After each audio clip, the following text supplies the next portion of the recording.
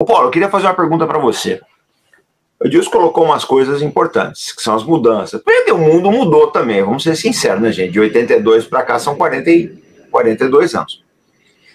Mas eu queria saber o seguinte de você, Paulo. Esse ataque do Irã no sábado, foi uma mudança de paradigma, uma quebra de paradigma? Por que eu estou falando isso? Porque até então, Israel não era atacado por um outro Estado desde a época do Saddam. E aqueles ataques de Scud do Saddam foram mais ou menos, né?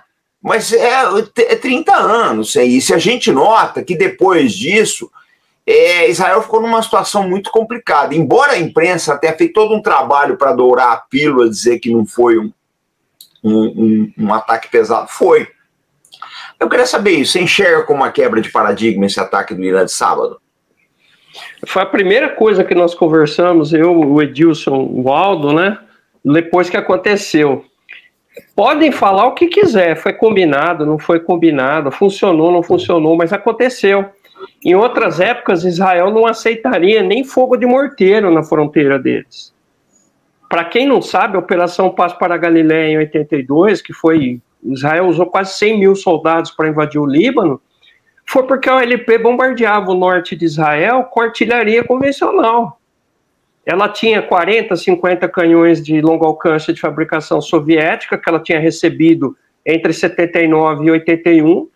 Ela tinha, acho que, 120 sistemas Katyusha, de vários modelos, e tomava o máximo de cuidado quando bombardeava Israel. Avisava antes, o fogo não era totalmente disperso, concentrava em algumas áreas. Israel tolerou 6 meses, atacou. Se conseguiu ou não é outra história, mas atacou, invadiu o Líbano por causa disso. Foi o pretexto que eles tiveram. Então, os senhores imaginem agora um adversário que está longe pra caramba e que consegue botar uns mísseis em áreas-chave. E vão me desculpar, convenceu muito mais o ataque do Irã, no sentido de que, a gente pode colocar esses mísseis onde a gente quiser, nós não pusemos agora porque nós não quisemos, do que esse ataque mandrake de Israel contra o território iraniano, que é muito mais complicado, gente, Israel atacar o Irã do que o Irã atacar Israel.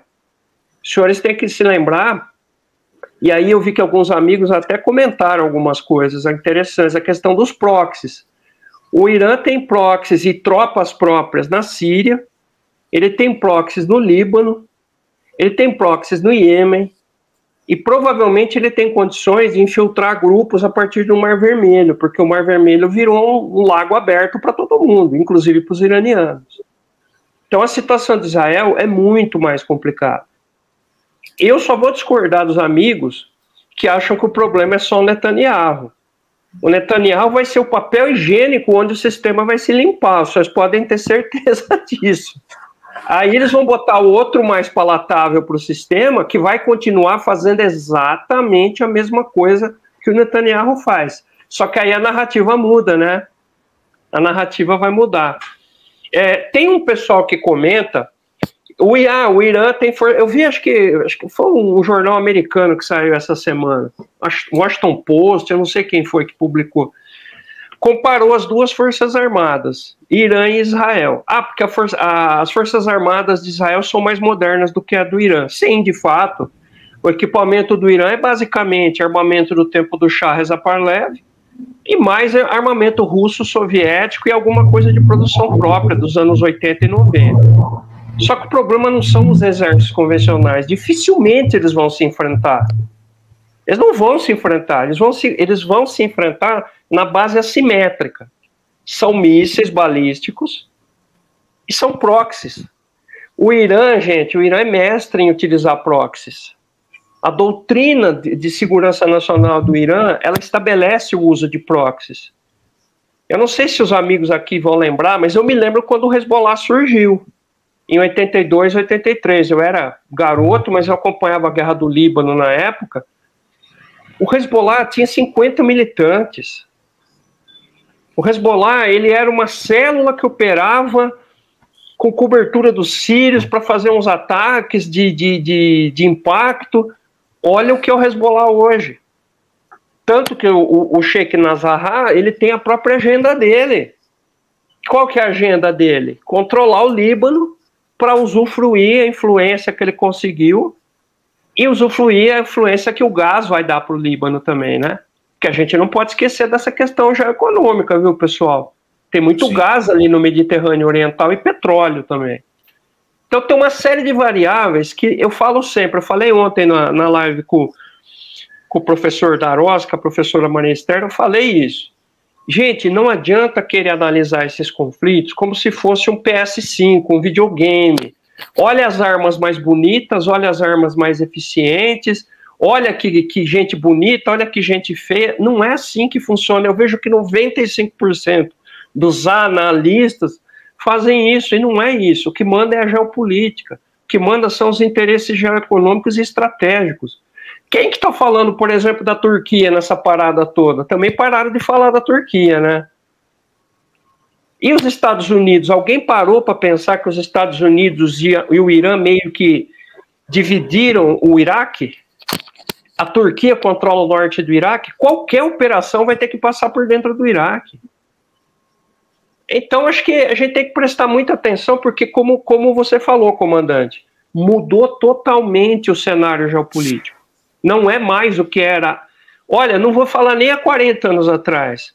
O que era uma década atrás. Mudou totalmente. Mudou completamente. E, mas Israel tem arma nuclear. Olha, gente, eu sinto muito, mas a não ser que Israel queira desaparecer, não digo que ele vai ser atacado e destruído, mas se ele usar armas nucleares, ele vai usar contra quem? Para quê exatamente? Israel percebeu o que outros já tinham percebido antes, o que o Paquistão percebeu, o que a Índia percebeu, a Coreia do Norte percebeu. A arma nuclear é importante como seguro, como defesa. Dificilmente ela é útil para ataque. Você sempre vai utilizar a presença de armamento nuclear como uma garantia de proteção. Você nunca vira e fala, olha, eu vou varrer você da face da terra com as armas nucleares. Israel já percebeu que não adianta ter essas armas nucleares. Mas precisa porque são 500 milhões de muçulmanos contra 7 milhões de judeus. Gente, eu sinto muito. A guerra demográfica Israel já perdeu. É um dos motivos pelos quais o establishment israelense, e agora eu aqui vou pôr um pouquinho o chapéu de alumínio, mas eu tenho boas bases para falar isso, tem alguns políticos já estariam pensando numa alternativa territorial para Israel. A agenda sionista talvez tenha que ser retirada um pouco daquela região e passar para outra. Eu não descartaria totalmente isso não, hein? A gente tem que pensar nisso. É isso.